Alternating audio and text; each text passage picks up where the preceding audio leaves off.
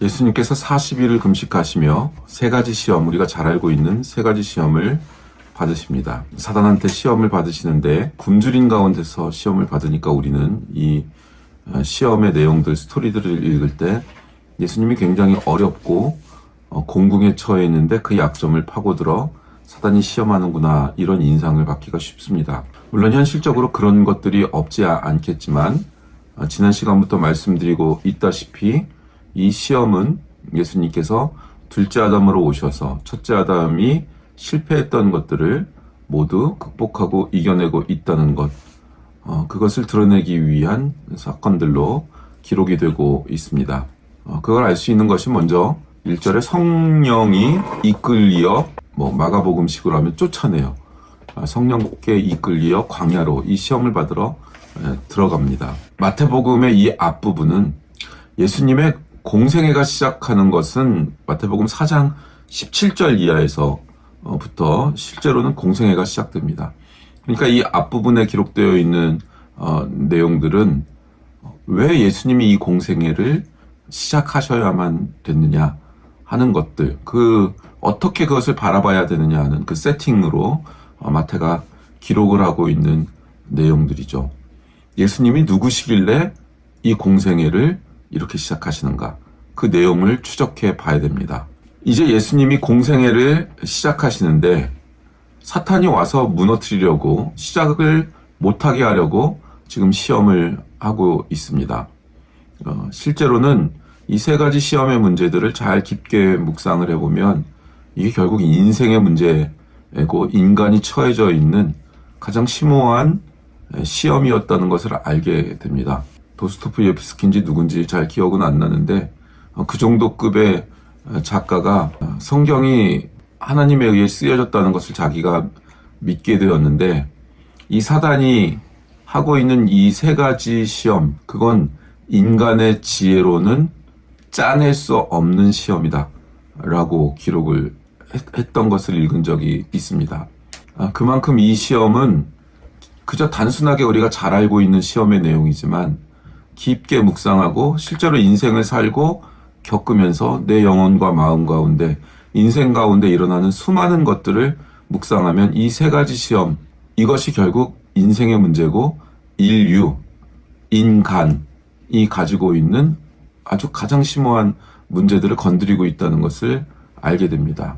그렇다면 이 사단은 예수 그리스도를 시험하여, 인간을 대표하고 있는 이 예수 그리스도를 시험하여 무엇을 넘어뜨리려고 하고 있는 것이냐, 예수 그리스도의 사역의 어떤 부분을 공격하고 있는 것이냐, 마태는 어떤 의도로 이것을 기록하고 있는 것인가, 이걸 좀 차분히 쫓아가 봐야 될 필요가 있습니다. 40일을 금식하고 광야에서 시험을 받습니다. 이 단어들만 나열해도 우리 머릿속에 떠오르는 기억들이 있는 거죠. 40이라는 숫자, 광야라는 숫자, 40년. 시험이라는 숫자를 보면, 단어를 보면 확 하고 떠오르는 것들이 있죠. 네. 이 사탄이 등장하여 이렇게 얘기하죠. 내가 만일 하나님의 아들이여든 이 돌들이 변하여 떡덩이로 만들어서, 고통스럽잖아 배고프니까, 이 떡을 만들어서 먹어라 하는 시험을 오늘 첫 번째로 봤습니다. 이 말씀은 당연히 기록에 기억이라고 되어 있으니까 그 옆에 밑에 쓰여 있죠. 어떤 성경 기록을 바탕으로 하고 있죠. 어디예요? 미가 5장. 신명기 8장. 신명기 8장도 외워놔야 돼요. 너무나 중요한 거니까. 신명기 8장을 인용해서 예수님이 이 사단의 시험을 이기십니다. 그러니까 이 신명기 8장이 무슨 내용으로 되어 있고 또 어떤 배경을 가지고 있는지를 살펴봐야 사단이 무엇을 시험하고 있고 예수님이 왜 이 말씀으로 이기셨는지 그 본뜻을 알게 되는 것이죠. 예수님이 오셔서 우리에게 하시는 일은 당연히 우리를 구원하시는 일입니다. 지난 시간에도 말씀드렸다시피 구속 사역만, 죄에서 건지시는 것만 하는 게 아니죠. 출애굽 사건과 같이 건지시면, 홍해에서 건진 걸 세례라고 했고, 거기서 건지시면, 죄에서 건지시면 반드시 어딘가로 들어가게 하시기 위해 건지신다. 약속의 땅 준비해 놓으신다. 그 말씀을 드렸죠. 그래서 그게 첫째 아담의 실패로부터 건지셔서 둘째 아담의 세계 안으로 묶어놓는 것. 그게 가나안 땅에 들어가는 것입니다. 많은 사람들이 광야에서 죽는다 그랬죠. 그래서 예수님께서 오셔서 하시는 메시아식 분으로 오셔서 하셔야 되는 첫 번째 일이 뭐냐 하면 아담이라는 대표자 때문에 아담 안에서 죄와 사망 안에 있는 우리를 새 인류의 대표로 새로운 인류를 만들어내는 대표자로서의 일을 먼저 하셔야 되는 겁니다. 그게 이 시험이죠. 첫째 아담은 이 시험에서 떨어졌으니까. 그죠? 둘째 아담은 이 시험을 받아 통과하는 거죠. 어떻게 해요? 말씀으로 이기는 것으로 통과하는 거죠. 그러니까 성령에 이끌려 마귀에게 시험을 받으러 광야로 가셨다 하는 이 내용 속에는 두 가지 구약의 사건의 배경을 가지고 있습니다. 첫 번째가 아담과 하와가 시험을 받아 실패하는 거죠. 그리고 두 번째가 출애굽해서 광야 생활을 통하여 하나님의 백성이 시험받는 것을 그 역사적 배경으로 깔고 이 사건을 기록함으로써 우리로 하여금 예수 그리스도가 받으시는 시험의 본질적인 초점이 무엇인지를 생각하게 하고 있는 겁니다. 그럼 이 돌로 떡덩이가 되게 해서 배고픔을 면하라 하는 그 시험이 사람이 떡으로만 살지 않고 하나님의 말씀으로 산다로 대답하신 이게 무슨 뜻인가? 그래서 신명기 8장 2절에서 6절까지 내 하나님 여호와께서 이 40년 동안에 내게 광야길을 걷게 하신 것을 기억하라. 이는 너를 낮추시며 너를 시험하사 내 마음이 어떠한지 그 명령을 지키는지 지키지 않는지 알려 하심이라. 너를 낮추시며 너를 줄이게 하시며 또 너도 알지 못하며 내 조상들도 알지 못하던 만나를 내게 먹이신 것은 사람이 떡으로만 사는 것이 아니요 여호와의 입에서 나오는 모든 말씀으로 사는 줄을 내가 알게 하려 하심이니라. 이 40년 동안에 내 의복이 헤어지지 아니하였고 내 발이 부르트지 아니하였느니라. 너는 사람이 그 아들을 징계함같이 내 하나님 여호와께서 너를 징계하시는 줄 마음에 생각하고 내 하나님 여호와의 명령을 지켜 그의 길을 따라가며 그를 경외할지니라. 아멘. 아멘. 2절이 40년 동안에 광야 길을 걷게 하신 것을 기억하라. 40년 광야 생활이 너를 낮추고 시험하여 네 마음이 어떠한지 알려고 그랬다고 그러는 거예요. 네가 40년 광야 생활하면서 네 마음이 어떤지 알게 하려고 그랬다는 거예요. 너를 낮추고 줄이게 배고프게 해서 만나를 먹임으로써 사람이 떡으로만 살지 않고 하나님의 말씀으로 사는 줄 알게 하려 했다 그러는 거예요. 요 내용은 출애굽기 16장을 배경으로 하고 있는 거예요.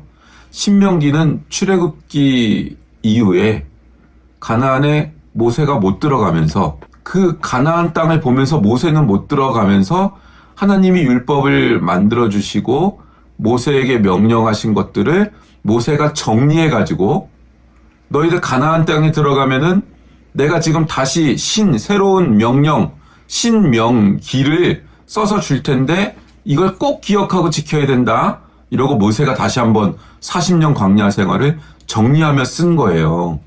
그죠? 근데 요 내용이 출애굽기 16장 1절 배경인 거죠. 제가 읽을게요. 이스라엘 자손의 온 회중이 엘림에서 떠나 엘림과 시내산 사이에 있는 신광야에 이르니 애굽에서 나온 후 둘째 달 15일이라.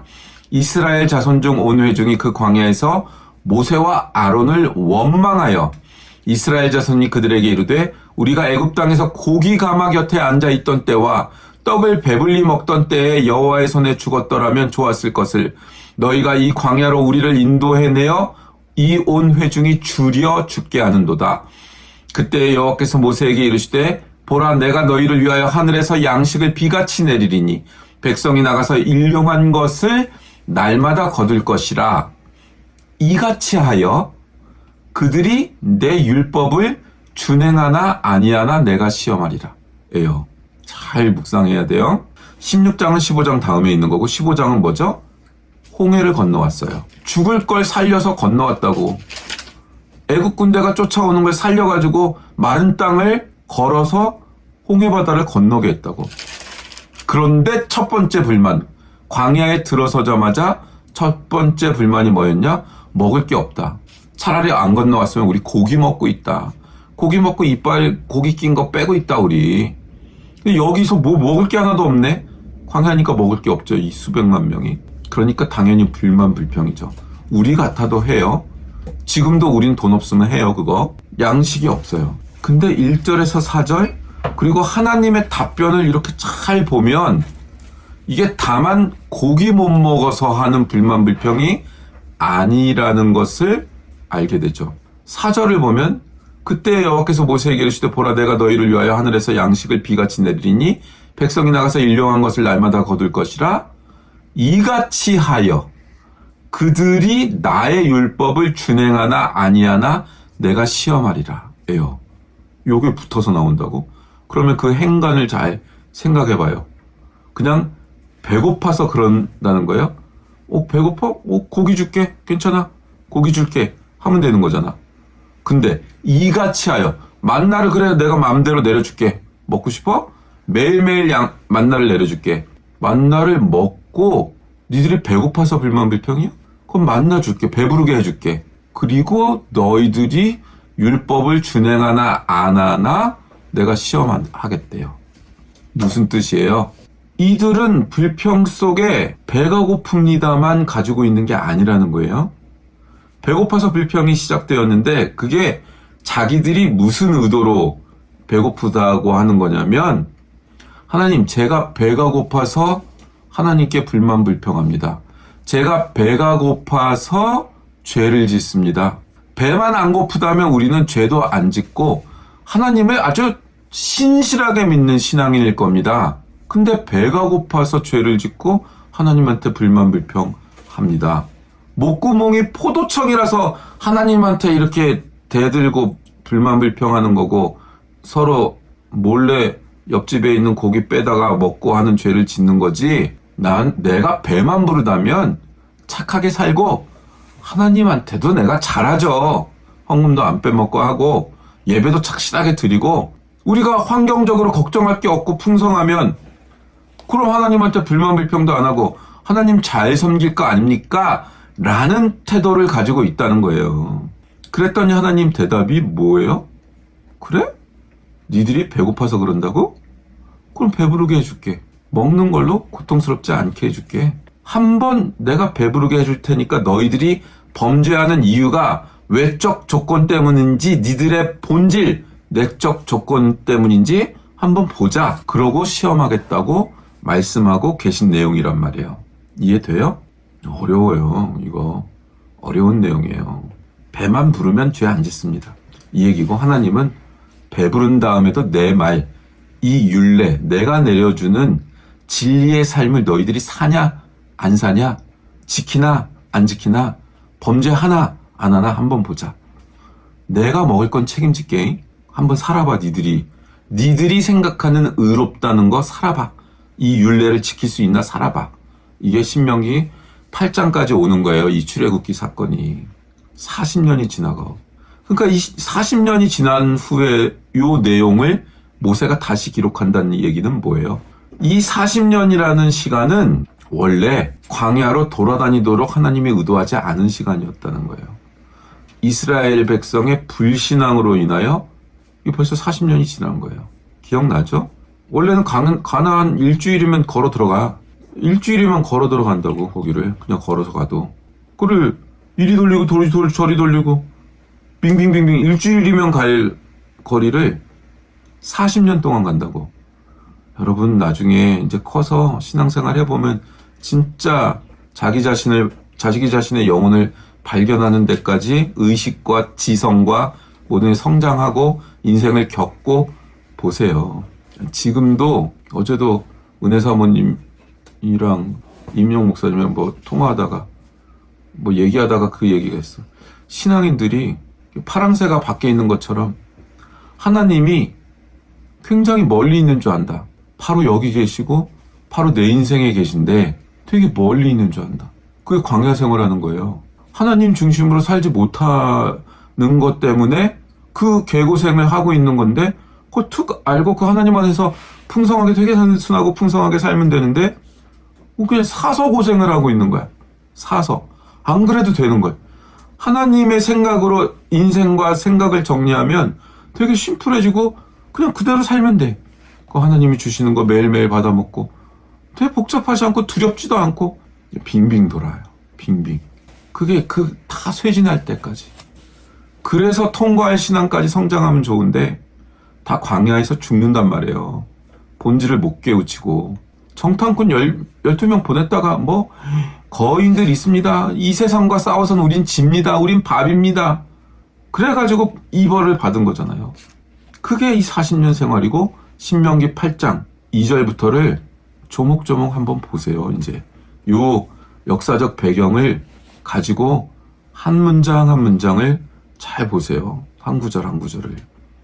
내 하나님 여호와께서 이 40년 동안에 너한테 광야길을 걷게 하신 것을 기억하라. 이제 걸어왔으니까 40년 동안. 이는 너를 낮추시며 시험하사 네 마음이 어떤지 그 명령을 지키는지 지키지 않는지 알려 하심이라.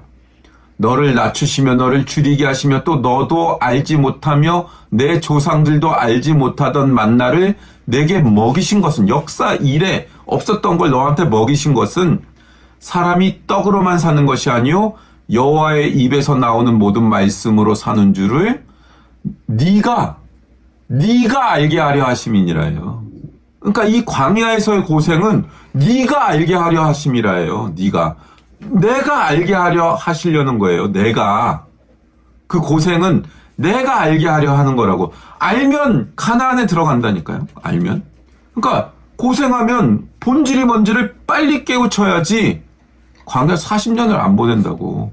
그러니까 요 40년은 상징적인 숫자니까 실질적으로 40년이겠지만 여기서는 우리한테는 3개월이 40년일 수 있고 한 3년이나 4년에 이 40년을 보낼 수 있다고. 굳이 이 40년 늙어 죽을 때 알지 말고 그냥 빨리 어린 시절에 지혜롭게 이걸 꿰뚫어서 40년을 끝내고 그 다음부터 가나안에서의 삶을 살고 가나안으로 오세요 여러분.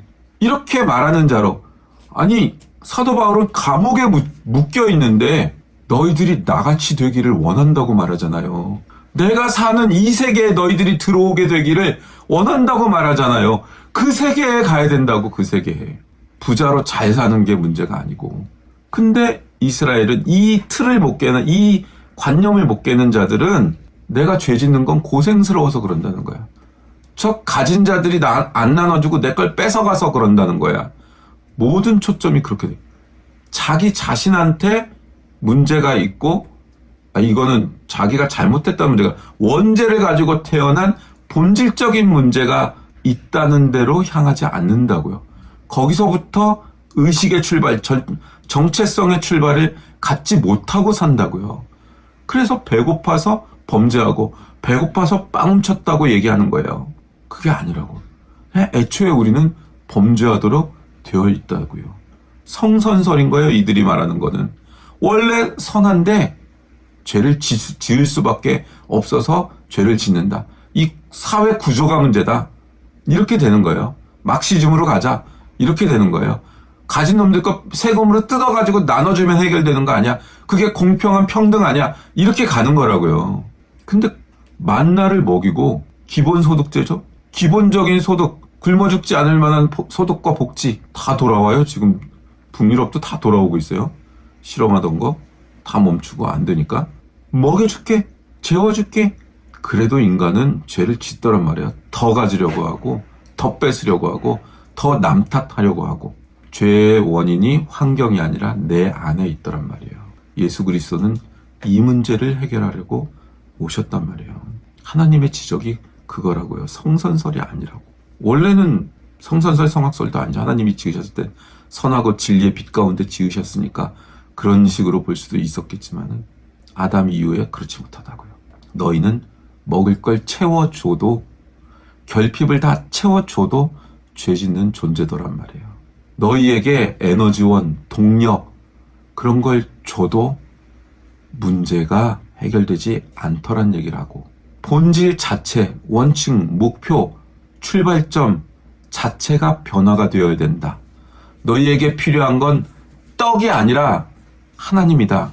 너희 존재와 너희 행동을 올바른 대로 인도할 권위와 질서와 안목과 분별과 생명과 진리가 너희한테 필요하지, 너희를 움직이게 하고 행동하게 하고 열심히 있게 살게 하는 휘발유나 에너지원이나 돈이나 권력이나 떡이 먼저 필요한 것이 아니다.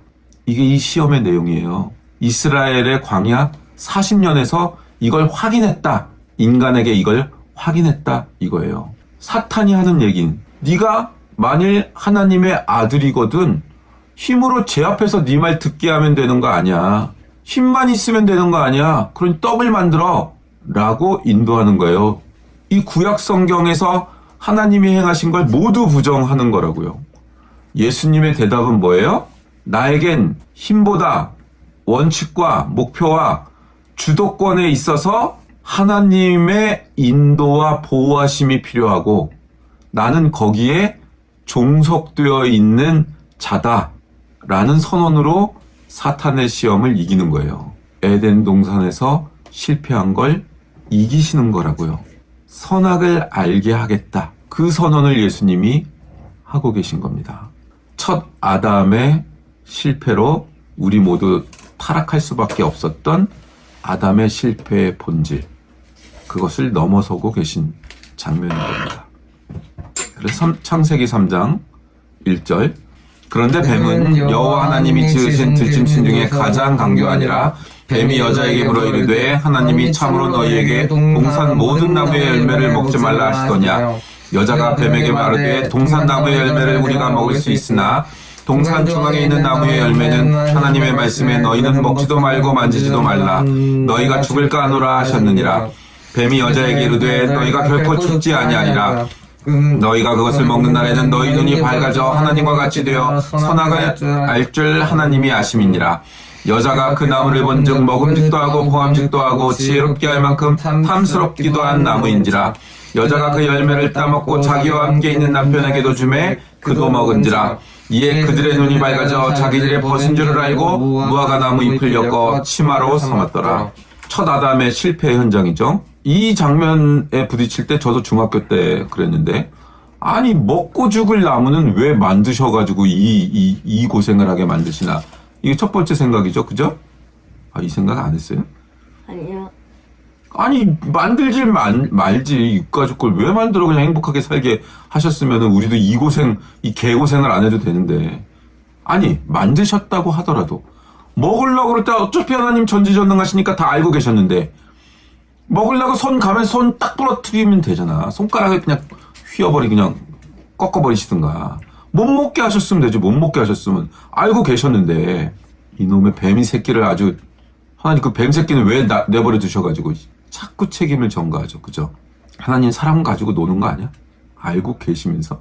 아, 요건 아주 유명한 그 소설책 쓴 분 예전에 PD 했을 때 인터뷰하는데 그분도 이렇게 생각하시더라고. 인간은 하나님이 만든 피조물 중에 가장 영광스러운 존재입니다. 천사가 그들보다 조금 못하다 그랬어요. 피조물 중에. 자유의지는 거룩한 거예요. 생각 외로 깊고, 인간에게 자유의지를 주셨다는 건 생각 외로 깊은 문제예요. 이게 영광스러운 존재고 하나님의 형상을 따라 지음을 받은 거예요. 사랑이라는 건 우리가 생각하는 것처럼 그렇게 단순하고 감상적이고 감정적인 문제가 아니에요. 그래서 우리는 영혼의 인격이 있고 자연 세계를 다스리도록 대위임을 받는다고, 하나님께. 대단한 지위죠. 지금도 우리 그 쇼폼 같은 거 보면 아기 때부터 곰 기르고 호랑이 기르고 사자 기르는데 막 사자가 고양이 되고 막 이러잖아요. 막 사람하고. 자연을 다스리도록 되어 있는 권위가 인간에게 있어요. 근데 인간은 최종 결제자가 아니라는 걸 알고 있어야 된다고요.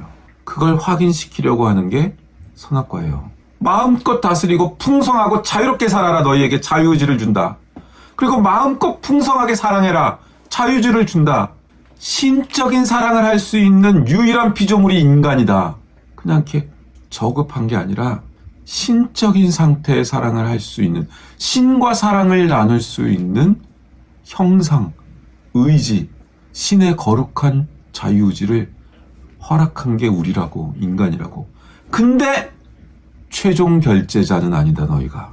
그 위치만 확인하라. 자유를 억압하고 우리의 자유를 억압하려고 놓은 게 선악과가 아니고 우리의 위치를 확인시키려고 하는 게 선악과라고요. 금령이 있다는 건 최종 결제자가 아니란 뜻이라고요.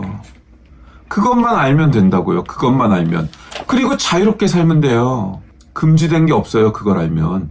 마약 이런 건 당연히 안 하겠죠. 그죠? 금지된 게 없다고. 근데 마약을 진통제로 쓰잖아요. 병든 사람을 치유하게 쓰잖아요. 마약은 원래 그러려고 있는 거예요. 그 성분은. 먹고 헬렐레 하라고 있는 게 아니라 우리에게 주어진 모든 즐거움, 음식, 기쁨, 쾌락, 금지된 게 아무것도 없다고요. 마음껏 즐기라고. 근데 최종 결제자가 아니니 하나님이 정하여 놓은 바운더리, 질서의 바운더리 안에서 마음껏 즐기라 해요. 근데 그럼 모든 걸 내 맘대로 할 수 있는 건 아니네요. 인간은 참. 왜 그딴 거 싫어요? 금령 싫어요. 왜 그 한계를 하나님이 뭔데 그 한계를 둬요? 이러고 싶은 게 인간이라고요. 옛날식으로 하면은 우리 때는 뭐 도시가스도 없었고 석유 골로 이런 거 하나 있었는데 그걸로 뭐 라면 끓여 먹고 했어요. 엄마 아빠 나가면 뭐라 그래요? 우리 때는 그런 사건 되게 많았거든요. 다 왜 맞벌이인데 뭐 지금 같은 아동학대법 이런 거 없었으니까 맞벌이를 안 하면 못 살잖아요. 대부분의 서민들이. 그러니까 엄마 아빠 올 때까지 얌전히 집에서 책 보고 놀고 있어. 절대 불장난하면 안 된다. 근데 나갔다 오면, 그리고 애들이 완전히 어리면 밖에서 문을 잠그고 갔어요. 근데 애들이 TV도 없고 그 시절에 TV가 있어도 낮 시간에는 TV를 안 했고 저녁 5시 반이 넘어가면 화면 조정 시간 끝나고 애국가 올린 다음에 그때 이제 모여라 꿈동산 이런 거 시작했거든요. 5시 반에 애들 프로그램. 그럼 뭐해 애들이. 책도 없고 가난한데. 불장난을 하고 라면 끓여 먹을 수밖에 없어. 그래가지고 불에 타서 화재가 났는데 밖으로 나오지도 못하고 타서 죽고. 그런 사건들 되게 많았어요. 우리 때. 그냥 비일비재했어요. 불장난 하지 마라가 그 금령이 자유를 제한한 거예요. 부모의 권위 아래 그 부모의 금령을 지키면 본인 자신들이 얻어야 될 생명과 본인 자신이 먹고 누릴 수 있는 걸 누릴 수 있는 기회가 주어지잖아요. 근데 금령을 넘어가는 순간 불타버리고 없어지고 자기도 죽는 거예요. 그러니까 이건 우리의 생명과 풍성한 생명과 자유의 삶을 누리도록 하기 위해 주어져 있는 금령이지 우리를 제한하기 위해 주어져 있는 것이 아니에요. 그래서 이 본질 위에서 행하는 모든 건 풍성하며 이 본질 위에서 행하는 하나님의 뜻에 따라 질서에 따라 행하는 것은 아름다운 열매를 맺습니다. 반드시. 문제는 나는 이걸 알고 행하려고 해도 그 무엇도 모두 파괴되어 있어서 이게 작동이 안 돼요. 이 세계에선. 그래도 나는 그렇게 사는 거예요. 살려고 발버둥을 치는 거예요. 그걸 지키면 하나님이 보호하시고 뭐 만나건 뭐건 그 다음에 다 부어주세요. 이게 되고 나서 이 질서가 하나님이 내려주신 질서, 하나님이 내려주신 가정, 교회, 말씀, 태도, 인생은 학력, 내 은행부자의 잔고 액수가 나를 안전하게 하지 않아요. 인생은 이 태도, 이 질서를 아는 지혜와 이 태도를 가진 사람이 풍성하게 살게 돼 있어요. 학력이 없어도. 정말이에요, 이건. 나이 40, 50 넘으면요. 서울대 나온 애들 밑에 두고 쓰기 힘들어. 거길 나왔어도 태도가 안 된 사람들은 쓰기 힘들어. 이게 내 얘기가 아니라 정승재가 한 얘기인데, 수학 1타 강사가 한 얘기인데, 스카이 나온 사람을 왜 회사에서 쓸까요? 그들은 자기 욕망을 꺾고 앉아서 공부한 훈련이 되어 있는 게 일단 기본적으로 되어 있어서 확률이 높은 거야. 확률 게임을 하는 건데 세상은 확률이 높은 거라고. 확률이. 근데 개차반인 애들도 있거든. 근데 막 이상하게 된데 나온 애들 중에서 괜찮은 애 고르는 것보다 확률이 높아. 왜냐? 거기에 갈 정도 애들은 훈련돼 있어. 훈련 안 돼 있으면 못 가니까. 그래서 그 확률 때문에 서류 면접에서 스카이부터 붙이는 거예요. 그 다음에 이제 자르면 되지. 실무 능력이 안 되면 그 다음에 자르면 되니까. 뭐예요? 그런데도 위로 올라갈수록 못 믿어. 그런 애들이 머리도 좋아서 뒤통수도 잘 칠 수 있거든. 아주 치밀하게. 결국엔 뭐예요? 정말 믿을 수 있는 사람, 그 사람을 데려다 쓰고 싶다고. 능력? 그거는 개 밑에 서울대 다니는 애들을 붙여주면 돼. 개 밑에다가. 근데 얘는 인생과 사고구조와 행동과 그 의식 안에 사람을 배신한다, 사람을 등 뒤에서 꽂는다, 이게 없어. 감옥에 갈지라도 자기는 자기가 믿고 신의, 신뢰, 믿음을 지키기 위해서 인생을 버리는 애다. 신앙을 위해 인생을 버리기 때문에 사람을 배신하고 자기의 이익을 위해 사람을 배신하는 그런 애가 아니다 라는 것만 인지되면 회장님들이 찾게 돼 있어요. 회장님들이. 옛날에 PD 할 때 엄마가 의식불명이 돼서 누워있는데 그냥 요양병원 보내고 끝내려고 대부분 하는데, 왜 힘드니까 자기가 살아야 되는데. 근데 건축학도가 됐는데 직장에도 취업했는데 요양원에 있는데 엄마가 봤더니 이게 등에 욕창이 생기고, 그래 가지고 이게 이렇게 돌보냐. 근데 그걸 잘 들어 돌보는 이 간호사가 없었어. 직장을 때려치고 자기가 엄마를 간호해서 매일매일 의식도 없는 엄마를 계속 간호했어. 교회 다니는 청년이었는데. 그래서 엄마는 소풍중. 그래서 엄마는 소풍중이라지, 무의식의 세계지만 소풍중이라고. 그 책을 써가지고 내가 이제 기독교 책 소개하는 PD였으니까 인터뷰를 하고 친해져서, 또 우리 작가랑 우리 PD 그룹이랑 촬영팀이랑 뭐 같이 막 밤새고 놀고 뭐 이제 그러고 했었는데, 라디오에 어버이날 이럴 때 라디오 인터뷰도 나오고 그러던 친구였는데, 우리 프로도 보고 아마 그래서 대상그룹이라고 대재벌 기업이 있어요. 크리스찬이고 김성주 왜 뭐 문화부 장관인가 뭐 했던 여자 기업인 있잖아요. 우리나라 재벌 딸. 거기서 데려갔어요. 그냥 회장 직속으로 너 와. 이런 애는 배신하지 않고, 글을 쓰는 사람이니까 기획실에, 홍보기획실로 해갖고 기획실에 데려와서 글 쓰는 일 시켰다고. 직속으로. 정말이에요. 하나님이 누구시며 하나님은 인생을 어떻게 지으셨고 어디로 인도하시기를 원하시는가, 그것을 알고 그것을 내 삶으로 삶으면 학력보다 내 은행부자의 잔고 액수보다 하나님이 그 인생을 이끄신다고요. 이게 진짜예요. 훨씬 더 풍성한 길로 이끄세요. 안 그러면 자기 실력으로 살아야 되는데, 이 실패가 무슨 내용인지 보세요. 창세기 3장 22, 23절. 여호와 하나님이 이르시되 보라, 이 사람이 선악을 아는 일에 우리 중 하나같이 되었으니, 성부 성자 성령 하나님, 우리 중 하나같이 되었으니 그가 그의 손을 들어 생명나무 열매도 따먹고 영생할까 하노라 하시고. 죄 지은 대로 영생하면 어떻게 돼요? 큰일 나죠. 여호와 하나님이 에덴 동산에서 그를 내보내어 그의 근원이 된 땅을 갈게 하시니라. 흙으로 지으셨으니까 그 흙을 갈게 하신다고. 그리고 이들을 죽이셔야 되는데 너무 사랑해서 죽일 수 없으니까 땅을 저주하신다고. 그래서 예전에는 뭐 씨 하나 뿌리면 자기 혼자 이렇게 모든 열매를 맺어. 뭐 노동도 할 필요 없이. 근데 이제는 땅을 갈고 열심히 수고해야만 먹을 수 있고. 왜 땅을 갈아요? 네가 어디서 왔으며 어디로 가는 존재인지를 보라고. 너의 본질을 보라고. 하나님이 노동을 주신 거라고. 이게 그래서 깊은 묵상인 거예요, 노동이. 근데 어느 단계에 가면, 가나안에 가서 어느 정도의 기쁨의 노동을 하면 이런 고욕으로서의 노동을 하지 않아요, 이 땅에서도. 근데 선악을 알게 하면 좋은 거 아니에요? 여기서 선악을 알았다는 얘기는 하나님의 진리의 빛과 그 기준으로서의 선악을 알게 됐다는 게 아니라 선악의 기준을 지가 정하고 자기 마음대로 행하게 됐다는 거예요. 쉽죠? 운전하다가 내가 끼어들려면 안 끼워주면, 사람들이 참 사람들이 각박하다. 그거 내가 그거 좀 끼고 깜빡이도 끼고 내가 조심스럽게 끼겠다는데 그걸 안 끼워주네. 근데 자기가 줄 서서 가다가 끼워달라고 그러면 어떡해? 안 끼워주죠? 선악의 기준이 자기한테 있죠? 자기한테 있는 거야. 남이 하면 불륜, 내가 하면 로맨스. 선악을 아는 일의 주권자가 자기 자신, 그 인식과 기준의 주권자가 자기 자신이 됐다는 거예요.